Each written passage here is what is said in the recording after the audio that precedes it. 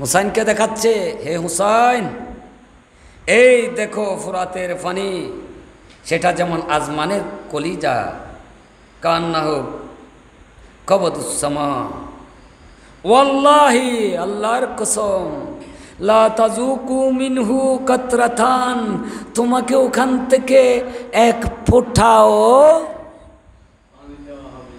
চুকে দেখতে দেয়া হবে না, মজা নিয়ে স্বাদ নিতে দেয়া হবে না। কাকে? সাকিয়ে কৌসারের দহিত্রকে, মালিককে বলছে, হুসাইন ফুরাতের পানি ঢেউ খেলছে, তোমার জন্য এক ফোঁটাও নাই। কেমন দৃষ্টতা! কারবালার ময়দানে ছিল সবরের ধৈর্যের পাহাড় ইমামে আলী মাকাম। সাকিয়ে কৌসারের নামাজ, আর কিন্তু এই কথা বরদাস্ত হয়নি, এই কথা বরদাস্ত হয়নি।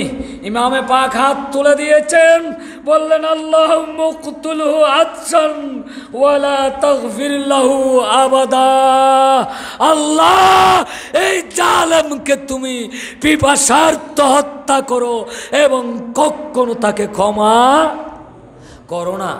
রাবি বর্ণনা করছে, আমরা দেখেছি সে কলসির পর কলসি পানি খেয়ে যাচ্ছে, কিন্তু পিপাসা মিটছে না, এভাবে মারা গিয়েছে, জাহান্নামে পৌঁছে গিয়েছে। তীর বল্লম নেজার সামনে ধৈর্যের পাহাড় হুসাইনের ধৈর্য ভেঙে গিয়েছে। সাকিয়ে কৌসারের নাতিকে বলা হচ্ছে এক বিন্দু স্বাদ নিয়ে দেখতেও দেয়া। এখন দেখুন, এখানে হুসাইন রাদিয়াল্লাহু তাআলা আনহুর ধৈর্যের বাঁধ ভেঙেছে, ফরিয়াদ করেছে। তো হুসাইন যদি ফরিয়াদ করত যে ইসমাইলের ফিদিয়া হুসাইন, ওই ইসমাইলের ইড়ির আঘাতে, ওই ইসমাইলের কদমের আঘাতে যদি মক্কার জমিনে জমজম বয়ে যায়, ইবনে জমিহান মুস্তফার সেই নাতি যদি ইশারা করত, আমি তো বলি কারবালার ময়দানে কৌসার সলসবিল এসে যেত। আসতে বাধ্য। এই কথা আমি না, সুলতানুল হিন্দু বলেছেন। সুলতানুল হিন্দ বলে তো আমার আকা হুসাইন নয়, আমি মঈনুদ্দিন হাসান ইবনে গিয়াসউদ্দিন যদি কারবালার ময়দানে আচট দিতাম, কৌসার সলসবিল বয়ে দিতে পারতাম। আর আমার মওলা হুসাইন তো নয়, হুসাইনের বংশের একজন হযরতে খাজা মুঈনুদ্দিন হাসান সজরি ইবনে গিয়াসউদ্দিন বলছে, আমিও তো পারতাম, যে ইমামে পাক চাইলে কৌসার সেখানে বয়ে দিতে পারতেন। কারণ ইসমাইল জবিহুল্লাহর পদাঘাতে জমজম বয়েছে। তো ইসমাইল জবিহুল্লাহর ফিদিয়া ওয়াফাদাইনাহু বেজিবিহীন আজিমের যে ব্যাখ্যা, অধিকাংশ মুফাসসিরিন ইকরাম বলছেন, যেই স্বপ্ন ইব্রাহিম দেখেছে সেটাকে বাস্তবায়ন করেছে কে? হুসাইনে পাক। মিনায় নিয়ে গিয়েছেন ইসমাইল জবিহুল্লাহকে, চুপ বেঁধেছেন, জবে করেছেন। ইব্রাহিম খলিলুল্লাহ চোখ খুলে দেখেছেন ইসমাইল জবিউল্লাহ দাঁড়িয়ে আছে, জবা হয়েছে একটা দুব্বা, জবা হয়েছে একটা দুব্বা।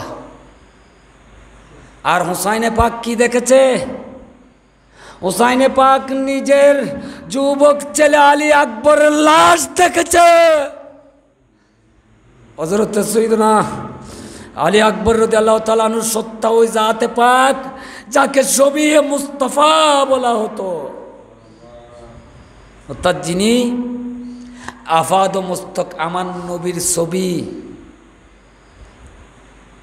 আমার নবীর ছবি, সে আলী আকবরের লাশ কাঁধে করে আনতে হয়েছে আমার ইমামে পাককে। ধৈর্য, আমার ইমামে পাকের ধৈর্য, সমাজের দুগ্ধবর্ষ আলী আসগর আমার ইমামে পাকের কোলেই শাহাদত বরণ করেছেন। ধৈর্যের বিচ্যুতি ঘটেনি।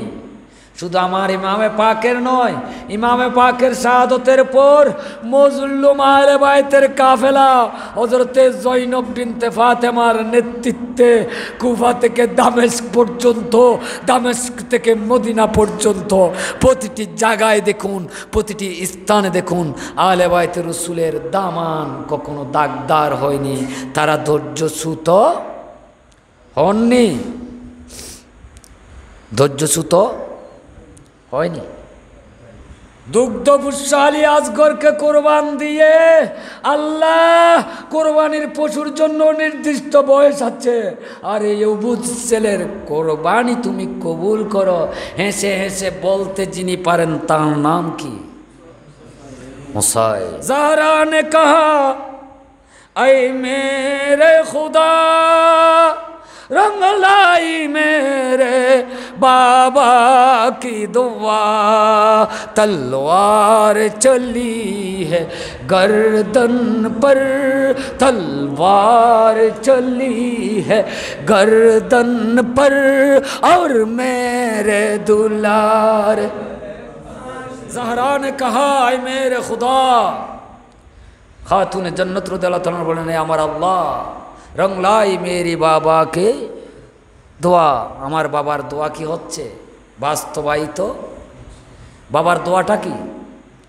ইমামে পাকের শাহাদতের সুসংবাদ যখন দিচ্ছিল আমার নবী, সেখানে কিন্তু আমার নবী বলে না আল্লাহ তুমি কারবালার ঘটনা ঘটাই না, সে কথা বলেন না। আমার নবী বলছেন কি?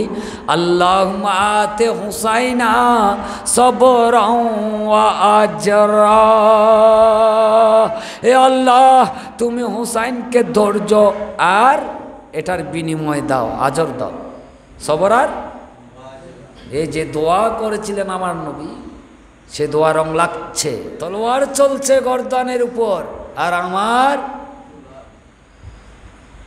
স্নেহের মমতার সন্তান সেখানেও হাঁটছে। তো হাসি মুখের সব কিছু কোরবান দেওয়ার নাম হচ্ছে হুসাইনি চেতনা। সেই ত্যাগ দিয়ে খুশি হওয়ার নাম হচ্ছে কি? হুসাইনি চেতনা। জালেমের বিরুদ্ধে মজলুমের পক্ষে দাঁড়ানোর নাম হচ্ছে হুসাইনি চেতনা। তো আমরা তো এখন ফোঁড়া একটার বিশ্ব হইতে না পারলেও আল্লাহকে দোষী, হ্যাঁ, অর্থনৈতিক অভাবে পড়লে আল্লাহকে দোষী। কোথায় আমাদের সবর? কোথায়? আমরা তো এই জিদ খুঁজি, নিজেরা হুসাইনি দাবি করি, এই জিদের 14 গোষ্ঠী আমরা উদ্ধার করি, গালাগালি, সে অবশ্যই গাইল পাওয়ার যোগ্য। কিন্তু আমি কি একবারও আমার ভিতরকার এজিদিয়তকে দেখার চেষ্টা করেছি?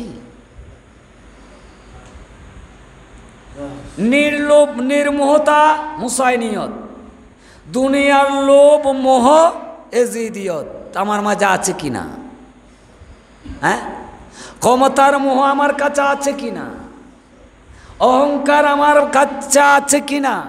আরেকজনের হক গসব করার চিন্তা চেতনা আমার কাছে আছে কিনা?